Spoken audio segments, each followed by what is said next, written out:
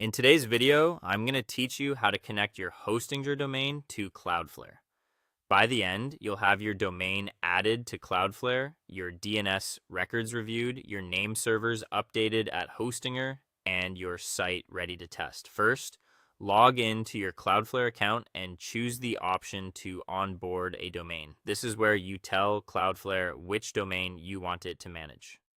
Enter your domain name exactly as it's registered at Hostinger, without extra prefixes or paths, and continue. Cloudflare will automatically scan your existing DNS records and display what it finds. Take a careful look at this list. You should see A or PowerA records for your root domain and any important subdomains. A CNAME for www if you use it, and MX records if you run email on this domain.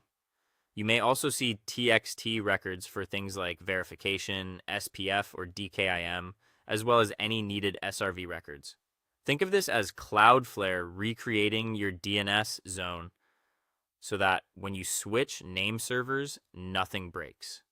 If something looks unfamiliar, compare it to your current DNS settings in Hostinger's panel before moving on. If you notice anything missing, add those DNS records now before finishing the setup. Click to create a new record, choose the correct type, and enter the exact name and target. For example, if your website is hosted on a specific server, make sure the A record points to the correct IP address. If you rely on email, confirm all MX and related TXT records are present. When in doubt, copy values from your Hostinger DNS zone so Cloudflare mirrors it precisely. Once your DNS looks complete, Cloudflare will show you 2 name servers assigned to your domain. Copy both of them and keep this page open.